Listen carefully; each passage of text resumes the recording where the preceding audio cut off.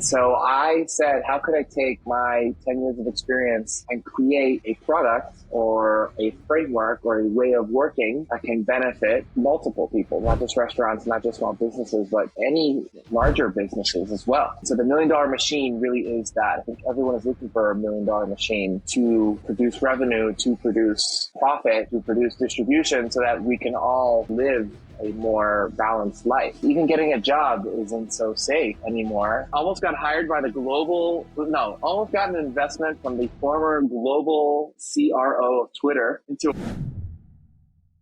Yeah, create your own niche. And you have a lot of leadership experience being chief of staff and operations manager, director of business strategy. How did Deloitte shape the way that you've approached business since leaving the consulting world? I mean, they're masters of productizing services. They really taught me to think of like, how do you deliver an unfathomable amount of value in such quick time? 14-hour days aside, they had all these templates and frameworks and visuals and ways that accelerated how work could get done. And so that really taught me wherever I would go that I needed to do that. And that's what I find myself doing now as I'm running my current business, providing those templates and those resources for my clients. So could you tell me a little bit about industrial and systems engineering? I understand a bit about civil engineering, but could you just tell a layman, what does that mean? Yeah, back in the day, factories still today make a lot of things. And there were people who were hired by the factories to make them more efficient. And so industrial engineering, when you're looking at an industry, how do you engineer a factory to produce things faster? Higher quality, cheaper. Of course, you don't want to compromise anything with these improvements. And so they took those concepts, you see them today, they're sometimes called lean manufacturing, and they are brought into services businesses, banks, hospitals, executive search firms, any tactics that are intended to increase efficiency. And so that's kind of what the major teaches people. Sounds pretty useful. Sounds like you could use it anywhere, like entrepreneurship, business development, etc. Totally. Is that pretty much, have you continued to build on that foundational education throughout your career? Yeah, throughout my career. And now with the work that I do, I kind of bring the academic systems engineering world to the entrepreneur, to the founder, to the small business owner who wants to be more organized, wants to be more efficient. We provide them with the resources that they can immediately start getting more organized and producing more results. You are an author of a book titled Newbie, Lessons Learned While Cross-Pollinating My Life and Creating My Honey. Could you tell us, what is your honey? I think of money, but I imagine there's more to it than that. We are all in the honey making business, let me tell you. My honey is my unique intersection. And at the time of writing, that unique intersection was the combination of restaurants, technology, analysis, systems engineering, and it was manifested and expressed through several jobs for several different companies.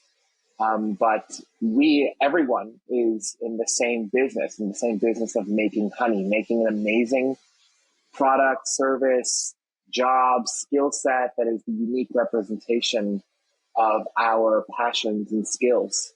And so while a few years ago that honey was expressed in the form of a job, now my honey is operational infrastructure, automation.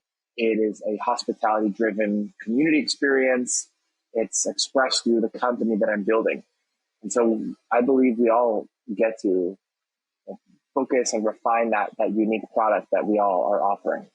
So taking a slightly different perspective on you as a systems engineer, I think of systems engineering as each part serving a purpose, almost like silo and categorical kind of organization. And yet you're talking about cross-pollination and synthesis. So how do you square that circle? Like it seems almost like you're blurring the lines, so to speak, or is my understanding a bit off? And either way, please enlighten me. A machine is an integrated set of cogs, tools, people, they are all discrete in that they're all distinct data points, but they are all working in unison to create a result. So it's this idea that you get to understand, we can understand how all the different parts exist autonomously on their own, but also like work together to create whatever it is that we're trying to create, whether it's a business, whether it is a placement of an executive, whatever that is. It's understanding like we are the sum of our parts, and each part is uniquely important as well. Fully agree. So let's talk about the $1 million machine. How did this come to be? What was the idea behind starting this business? Well, what I learned in restaurants is that all restaurants are crazy, and so are small businesses. So are even larger businesses. They seem like 7-figure shit shows at times. Their Google Docs being all over the place, Slack messages, so many channels, so many emails. Everything is just creating so much overwhelm. And so I said, how could I take my 10 years of experience and create a product or a framework or a way of working that can benefit multiple people, not just restaurants, not just small businesses, but any larger businesses as well. And so the $1 million machine really is that. I think everyone is looking for a $1 million machine to produce revenue, to produce profit, to produce distribution, so that we can all live a more balanced life. But people don't treat it like a machine. It's a very reactive nature, and it's kind of like this hodgepodge of things that's working, but it's more like a plane falling out of the sky. Your website is beautiful. It's one of the better designed websites I've come across in some time. How did you design that yourself with using some of your systems engineering, or did you just find the right person? No, I found the right person. He is literally like one of my other halves in this journey. He has been helping me bring to life the whole brand, the website, my courses. It all is a representation of the service, of the attention to detail that I deliver. I believe, when you go to a 5-star restaurant, a Michelin star restaurant, it is an immaculate experience. So when we tell people that we are delivering 5-star experiences, it starts with, the website better be beautiful. And right away, there's a button to calculate your potential, and there's an intake form. And what are people discovering as they go through that? They are discovering what it takes to actually go from here to there. And of course, the end goal is a $1 million machine, is a business that is generating 7 figures in revenue. But sometimes you ask a founder, it's like, hey, maybe everyone knows how much money they made last year. Maybe, hopefully. But you start to ask them, what was your average contract value? And what was your conversion rate? And what was your booking rate? How many people on your list booked a call to meet with you? And so these questions, people are not thinking of these top of mind questions. And so filling out that simple 5-question form, you can get a snapshot of where you are at today. And I ask, like, okay, what was your revenue last 12 months and next 12 months? When you make the comparison, there's this multiplier that they're looking for. Maybe they're looking to go 2x in revenue. Well, 2x in revenue, they either have to serve 2x clients or they have to 2x their price. And if they need to serve 2x clients, they don't need to have 2x discovery calls. They need to have 2x divided by the conversion rate percentage. And so if they had 10 calls last year, it's not 20 calls. They have to have maybe 50 calls next year. So you ask them the questions like, can you actually have 50 sales calls? Can you actually have 500 sales calls in a year? And that opens up the idea, oh, no, I can't. Maybe I need to hire someone. So it's kind of the starting point. Yeah, it's great. Great point. Like backwards engineering it, getting people to discover some of those unknowns. Have you been surprised at all? Because you're getting more data points as you go through this. Are you having to update your model and your understanding of like business going forward? Well, some people have solo offer businesses, or they just have like one product. Other people have multi offer businesses, and like that intake form doesn't necessarily apply to that multi offer business. And so, yeah, it does. I'm learning a lot about how other people are operating. I myself, I have multiple offers, but I don't want people to start in that way because people then get overwhelmed. And so I try to keep things very simple so that people can take the next step fast. Okay. Yeah, that makes sense. And you mentioned providing Michelin star service in the service business. I imagine you mean that across the board, not just for the premium offerings. Is that right? Yeah, not just for the premium done for you services, but even the done with you. When people join our courses, our cohorts, we tell them, hey, like we're here to support you. Like we are all of our service level expectations. We answer comments within 24 hours. If people have questions that they send us via Loom, we answer pretty thorough responses. And so even though maybe the client doesn't have the $20,000 to hire a fractional COO, they're still getting a very high level of service from us. Can we talk about the 6-pillar system that you have? Each of those, well, first of all, what are those pillars? Are each of them as important as the other? And is there a sequence with how you should address them? These are 6 components that I believe exist in every business. It always starts with the vision. And so when you set the priorities for your business, you create that organizational focus on the same thing. Everyone is looking at the 3 to 5 key results that we're trying to achieve, very specific, set the KPIs. And once that is in place, we move to the second P, which is people. We look inside of our networks, we see who can help us on these priorities, who can connect us with clients, who can build that website, who can build that funnel, who can build whatever that we need. What kind of collaboration do we need to create? Sometimes that's known as sales. Once we create those agreements with people, we move to the third P, which is projects. It's time to do the work. It's time to create the schedule. It's time to check the tasks and get things done. Once that is done, it's time to share the wins, time to tell the story, time to promote ourselves, time to share testimonials, put content out on our social networks, email newsletters. That's the fourth P, manage that communication across your platform. If you're doing those 4 things really well, you're probably really busy now, and you have to hire a team. And so when you bring on a team, it's time to train them effectively, and that's where the playbooks come into play. You are using this to teach people how we do things at the company. Sometimes there's opportunities to automate. And the last pillar is planning. And so planning is the daily, weekly, monthly, quarterly planning cycles that every business has. Just looks a little bit differently. It's these strategic reviews that you're integrating and using to keep everyone on the same page. You've been doing this for almost 4 years now, right? Like 3 years, almost going on 4? Yeah, my 4th year. Where are you seeing this going? It seems like we live in very frenetic times.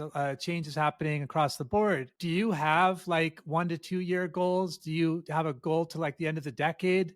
I'm just curious, given your kind of structure, where do you see this ship going? I have a vision of powering 1,000 companies in the next 5 years. And what that means is putting 1,000 companies through this accelerator and putting 1,000 operators inside of these companies and supporting them. I believe through supporting 1,000 companies, you now took an organization that statistically was a 1-person company and now could be a 5-person company, creating 5,000 jobs for people. So that's kind of like the North Star, getting 1,000 companies in. We've had 50 thus far, and I know 50 in 4 years and 1,000 in the next 5. I finally reached our fit, our model. I feel like confident that we can make it happen. Yeah. I just was curious what the population of Florida was, and that's a little bit more than the population of Florida if you pull it off. So I think you can do it because there's the scaling effect as well. It could exponential growth. Have you? I mean, you have a long entrepreneurial journey, a career experience yourself. Looking back, what are some of the most challenging times that you went through as an entrepreneur? Well, I was 28 years old. I was working. This was actually when I was in a job, but I believe life is an entrepreneurial exercise. I say the same exact thing. I, yeah, I was this director of strategy. I was hired by a mentor of mine to come in and work at a restaurant group. It's called The Palm. And The Palm has been around for almost 100 years, a century. And I arrived, 28-year-old. I had my orange glasses on, and I walked into the IT director's office, person who had been there for 35 years, and basically telling them, hey, like, this is garbage. Like, the infrastructure is garbage. Not so bluntly, but basically saying that. And when you're hired to create a transformation and no one is cooperating with you, that just invites all sorts of questions of worth. And am I good enough? Is everything that I've been working towards worth anything? And I think entrepreneurs probably go through the same thing. They pour their life into this product, this company, and they get the no's, and they don't know how to move forward. So that was probably one of the most challenging times working in that company. How did you get out of that? Because it's true. Like being an entrepreneur can be a lonely journey. Your upper bound isn't limited, and your lower bound isn't limited. So it's you go all over the place. So how did you find stability or the inspiration or whatever? I was just curious. Was it mentors, friends? Could you talk a little bit about the journey to the next step? My mentor was my boss at the time. He was the president of the company. And he hired me for a very specific objective of driving this change. And he just told me, he's like, focus on what you can control and keep going. It doesn't matter that these people have these opinions because they're going to get fired anyways. And what I took away from that, when we look at entrepreneurship, we are all setting these goals that are actually outside of our control. We're outsourcing our worth in those goals. Like we're setting these revenue goals and we're setting these client goals and these conversion percent, like all these lagging indicator based goals. We're not hitting them and then we're feeling bad about it. And it's like, hey, you can't control any of that anyways. Change the focus. And when you shift the focus to things you can control, that keeps you grounded. How about one of the highlights, one of the high points in your entrepreneurship career? Well, almost got hired by almost got an investment from the former global CRO of Twitter into a bakery project that I had launched in this journey. That was just like a super fun and exciting thing that happened. Creativity is underutilized, underspoken about. I think entrepreneurs, like, instead of like working on their company all day, every day, they could like have this creative outlet. Mine is bread baking. And before I started my company, I was baking challah bread and I was like sharing it with my people in New York, and it got to the right desk at the right time and it almost turned into this whole alternative career path. But, I think through doing these creative outlets, it's just like a nice way to like get energy from another source instead of just like, oh, when the check hits the bank. There's other ways to like feel happiness in the journey. Is that something you think like in a dream someday, have your own kind of bakery? One of my good friends tells me every day, he's like, dude, quit systems, start a bakery. And maybe when it's not alluring to wake up every day at 4 a.m. That's the life of a baker. When I was working in my first restaurant gig, we had a bakery as one of the businesses, and I would go and I would cost out the recipes and meet the bakers and see the life. And that life isn't really alluring. If I had like a cash flowing training business that was netting a comfortable salary, yeah, that'd be great to open up a bakery. So who knows? Maybe in 5 to 7 years when I attain my vision, I'll have my bakery up and running. That's interesting. You mentioned David, you will be the first. You'll be the first customer. sign me up. If you're 12 years baking, I definitely want to try your bread. And it's interesting that you have that service background as well, because I spent a lot of time in the service industry. I was a barista with early morning starts and a waiter where you had to like memorize the menu and also memorize people's orders and adjustments and stuff. Really good for memory, for control of just like energy and remembering people's names, having like conversations that you can keep engaged. So it's like, you start something authentic here, put a bookmark in it, start something authentic there. You're just really exploring kind of like chaos theory to an extent. And I really value that experience. I think it's really shaped my life. And it sounds like you came at it from a different angle, but also some of that you gleaned some of that in coming at it from a systems approach as well. So that's interesting. Yeah, without a doubt. Without a doubt. Like what you were saying with you create these interactions, bookmark, next interaction, bookmark. It's like almost doing that with your back off. Like if you knew that like your menu was costed out and you knew the profitability and you knew all of that stuff already, you could have the confidence of just like, hey, here's a free steak on the house. Because I know that you could afford to give someone a free steak. And you know that when you do that, they are like customer for life. Like, people are just like, whoa, blown away. And they're going to turn around and they're going to tell 15 friends of theirs or post on Instagram or whatever. And it's powerful when you have that awareness. You mentioned your partner in crime here with the $1 Million Machine, the beautiful website. How did that partnership start? Because many people are kind of making a decision between going the solo route or getting a partner. So I'm just curious, what was your decision-making process? How did that happen? Well, I am the solo founder. I am not in a business partnership. I say partner in crime because like he is like that spiritual partner. I met him on a Discord chat group. I met him like the week before my wedding. I said, hey, I'm getting married. I'm going on a 7-week honeymoon and I will write you when I get back. The internet is weird these days. Like no one thinks that, like no one expects someone to actually do that. But I did. I wrote him back 7 weeks later and we started working together and he made my first version of my website. And then he helped me with a flyer and then he helped me with this and then he helped me with that. And next thing you know, 2 years later, and I kept telling him, I'm like, hey, you stick with me. I'm going to take you to the moon. Because he was in Peru at the time.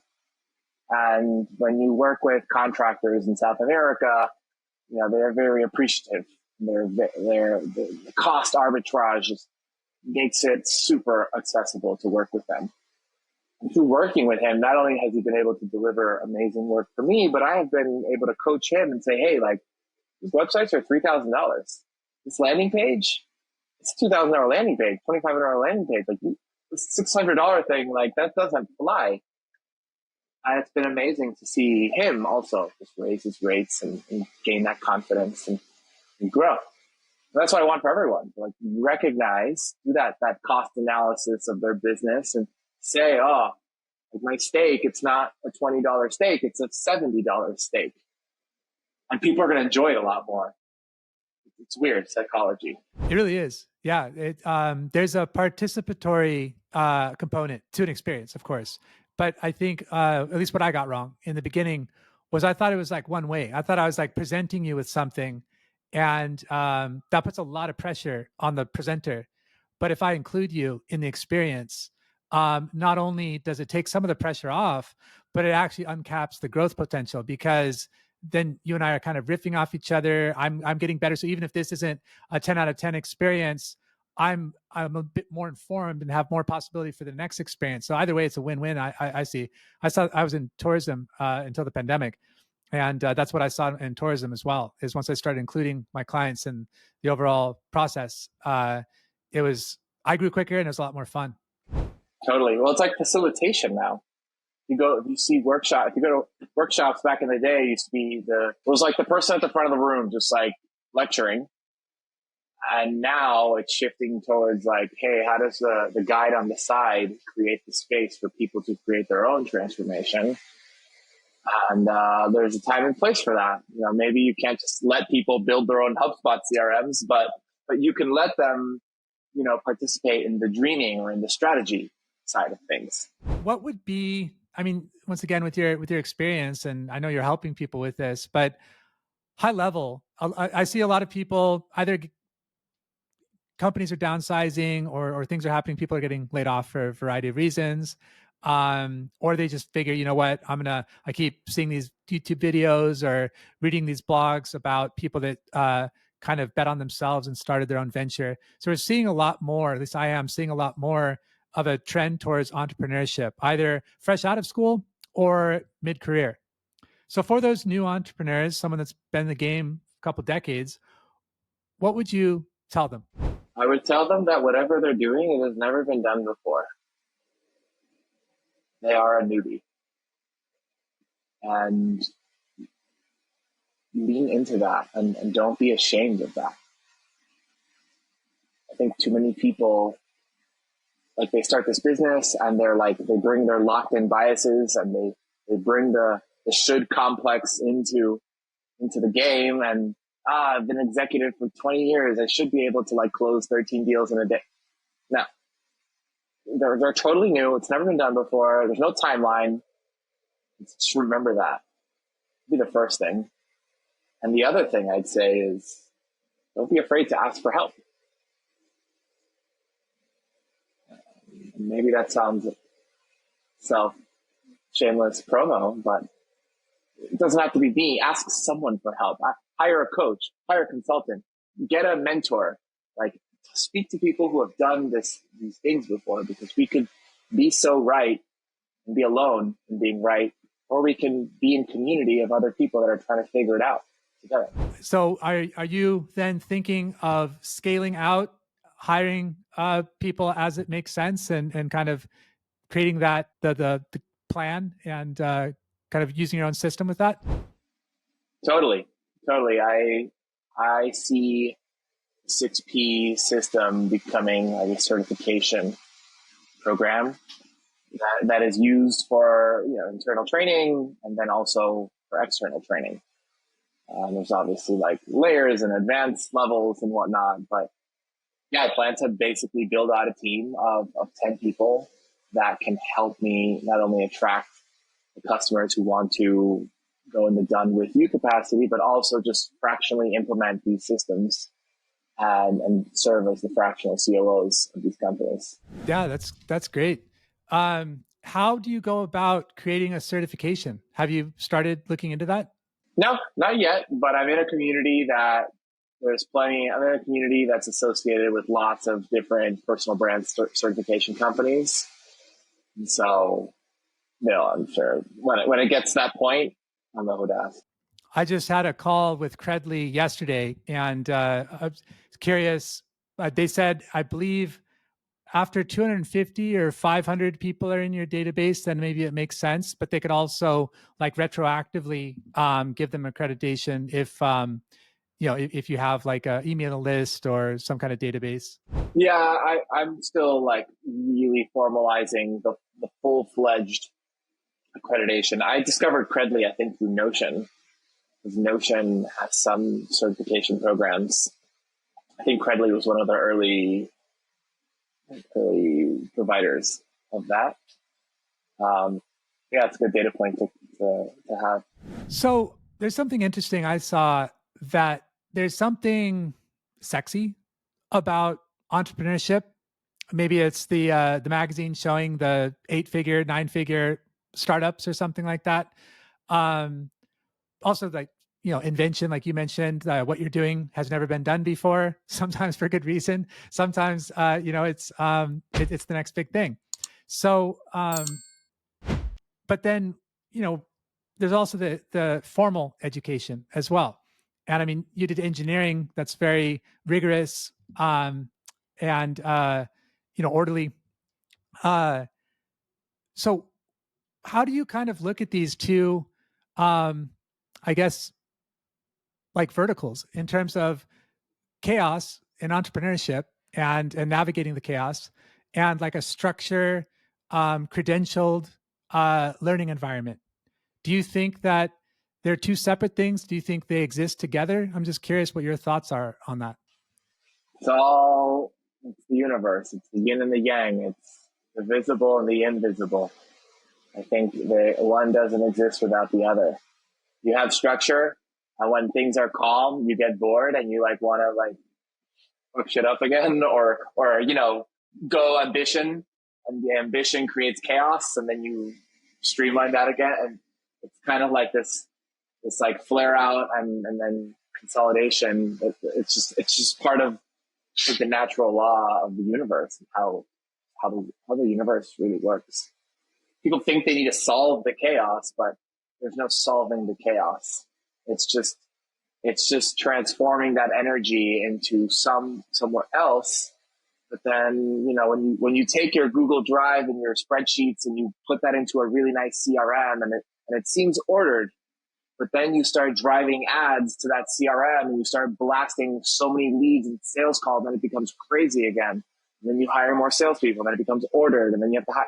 So it's just kind of this dance back and forth between the two forces. Yeah, well said.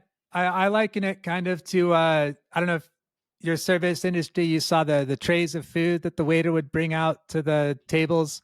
But it was surprising how much you could stack on that tray, and the balance of it.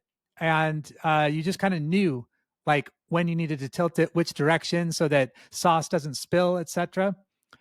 And it's kind of like that. Like you, in your example, you just, because you can't do everything at the same time. I mean, again, it's not how nature is. It's sometimes you need to, put out the fire here or build the bridge there.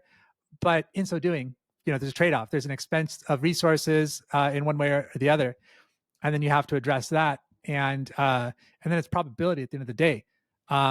So yeah, it's fascinating. Like once you get in it, it's like you can't not do it. Like it's everything else seems kind of boring, I think. How do you feel about that? Yeah, when you say you can't not do it, do you mean like you can't not like create systems? Oh, good point. I meant like with entrepreneurship, just kind of put yourself out there and learn as you do, and rather than I had a conversation earlier about basically going in, like seeking security in a paycheck or in benefits and stuff like that. And we all want security, but simultaneously, security can make us less competitive because there's like comfort. And then all of a sudden, there's something to lose. And then all of a sudden, there's a reason to keep doing the same thing because I want to keep what I have. And you don't know what's coming. And so I mentioned having this kind of dual approach where you seek shelter and go outside, like choose to go outside into the weather at the same time. What came up to me is like the security. Like we all want security, but it's an illusion. I mean, even jobs, even getting a job isn't so safe anymore. Like I don't know the stats, but I know the great resignation, the layoffs. Like companies fired people left and right last year, and I mean, even today. So as much as like our spouses, our parents, want us to like have a secure job, it doesn't really exist. The only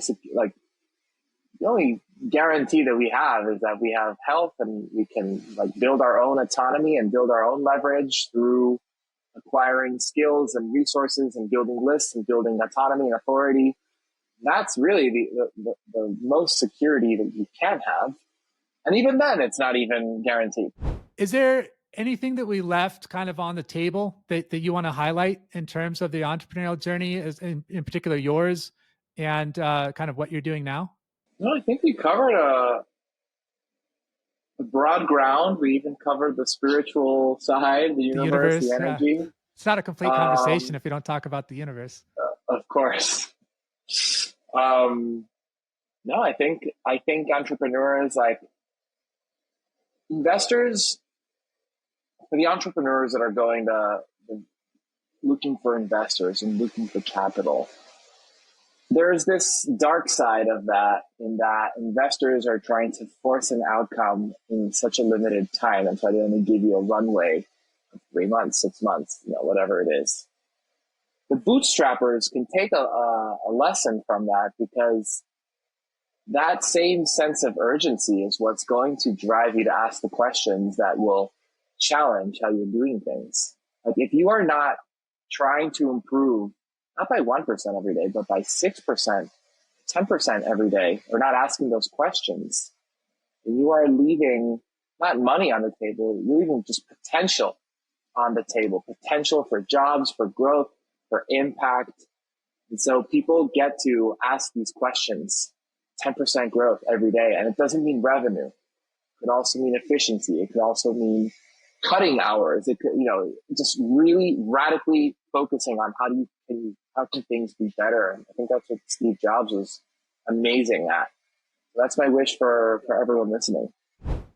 That was great. Yeah, I think in some cases, like, revenue gets all the attention, but I think in some cases, the operational efficiency is even better, because that increases the health of your company and your work-life balance at the same time, which can free up bandwidth for strategy and networking and other things, which then increases the top line revenue. Exactly. Where can people follow what you're doing? Like, do you have any announcements to make, or do you want to point us anywhere? Come to themilliondollarmachine.com. Beautiful Come to website. the website, take the quiz. The quiz is step one. And from there, I look to meet with everyone. I offer free strategy sessions, giving them some initiatives that they could immediately start to build. And every month we host a workshop. It's an experience. It's a facilitation experience, just like we mentioned earlier, where people can, for themselves, participate in the design of their $1 million machine. And the journey continues from there. That's great. Thanks, Ernesto. Best of luck getting to that 1,000 by 2030. Thank you, David.